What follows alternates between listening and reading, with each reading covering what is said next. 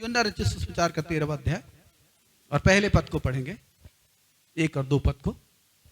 यहां पर एक बहुत ही महत्वपूर्ण चीज लिखी है, यीशु मसीह के खूबसूरत हृदय के बारे में यहां पर बताया गया है। और यहां पर लिखा है, जब यीशु को मालूम हो गया कि अब इस जगत को छोड़कर मुझे पिता के पास जाना है, और यीशु को मालूम था कि कैसे जाना है, उन्होंने बार बार अपने चेलों को इस बात को बोला कि देखो मैं यरूशलेम जा रहा हूं, वहां पकड़वाया जाऊंगा और सौंपा जाऊंगा ठट्ठों में उड़ाने के लिए, मेरा अपमान किया जाएगा, मेरी निंदा की जाएगी, क्रूस पर चढ़ाकर मुझे मार डाला जाएगा, क्रूस पर चढ़ाकर मुझे मार डाला जाएगा। हालेलुया। लेकिन एक बात यहां पर लिखी, यीशु जैसा प्रेम रखता था उसके प्रेम में कोई कमी नहीं आई। क्या लिखा है, फिर से पढ़ें। फसह के पर्व से पहले हाँ? जब यीशु ने जान लिया कि मेरी वह घड़ी आ पहुंची, हाँ?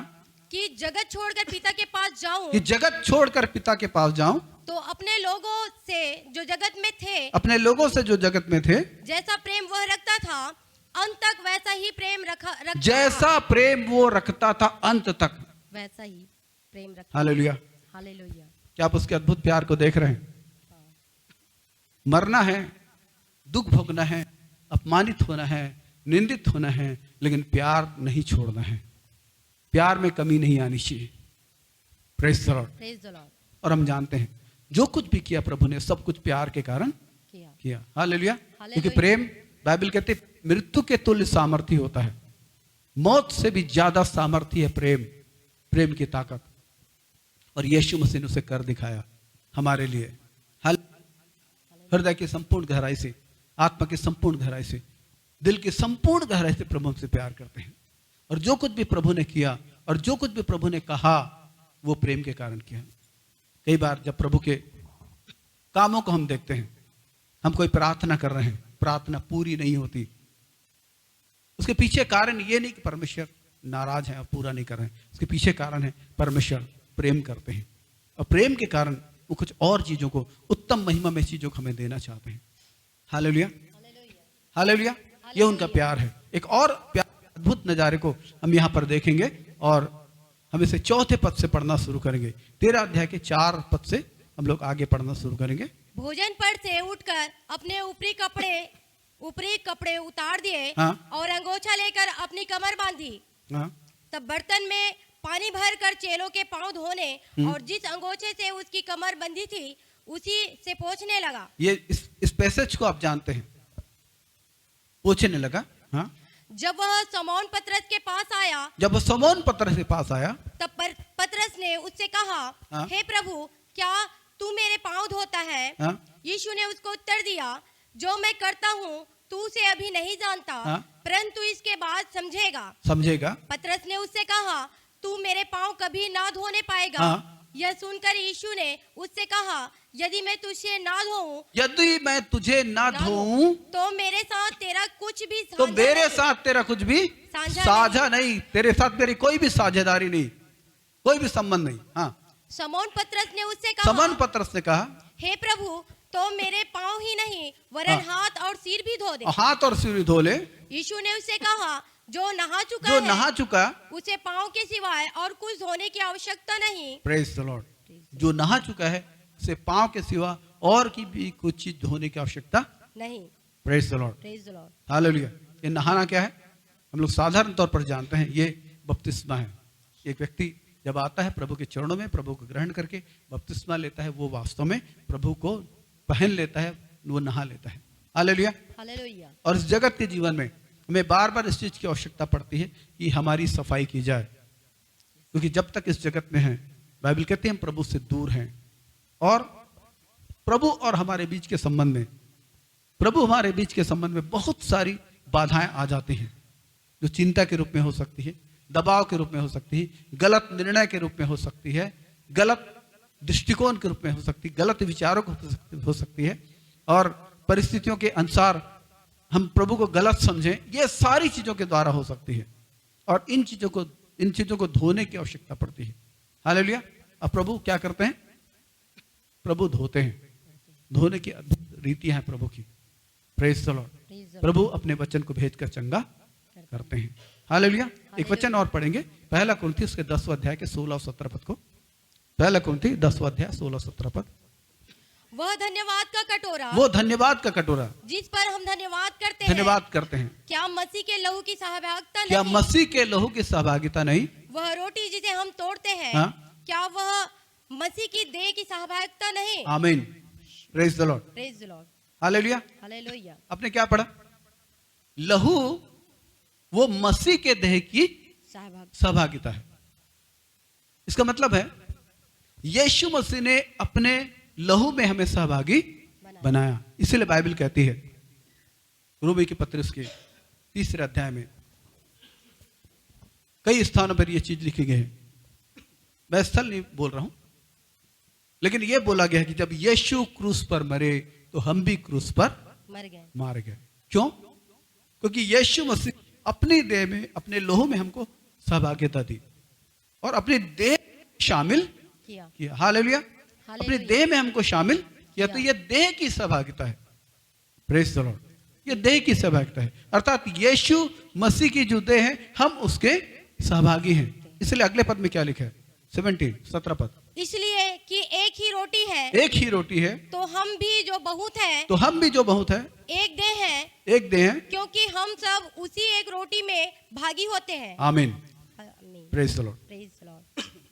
कुरिन्थियों की जो कलीसिया है, वो कलीसिया के पास ज्ञान था, उनके पास सामर्थ के काम थे, वरदान थे, फिर भी वो एक हारी हुई कलीसिया के समान दिखाई देती है।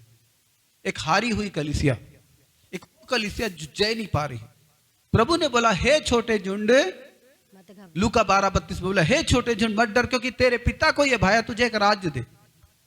तेरे पिता को भाया कि तुझे राज्य दे।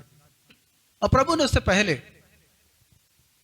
पहले बोला, उसने 11 अध्याय की 21 पद में, नीचे से पढ़े 17 पद से, परंतु उसने उनके मन की बातें हाँ। जानकर उनसे कहा, हाँ। जिस राज्य में फूट होती है, जिस किसी राज्य में फूट होती है वह राज्य उजड़ जाता है, वो राज्य उजड़ जाता है, और जिस घर में फूट होती है, जिस घर में फूट होती है वह नष्ट हो जाता है। वो नष्ट हो जाता है। यदि शैतान अपना ही विरोधी हो एक जाए, मिनट, जिस किसी राज्य में फूट होती है वो उजड़ जाता है, जिस किसी घर में फूट होती वो नष्ट। और यही हाल कुरिन्थियों की कलीसिया का था। हार का कारण वही था। हार का कारण, उनके पास संसाधन थे, उनके पास वचन था, उनके पास सामर्थ्य थी, लेकिन नहीं था तो प्रभु के साथ एक व्यक्तिगत संगति नहीं थी, एक पर्सनल रिलेशन नहीं था, या वो ज्ञान में मगन थे, सामर्थ्य में मगन थे, लेकिन वो प्रभु की उपस्थिति में मगन होना नहीं जानते थे, और आपस की संगति उनके जीवन से टूट गई थी। बहुत सारी खामियों के बारे में वहां पर पौलुस ने उनको बताया। हालेलुया।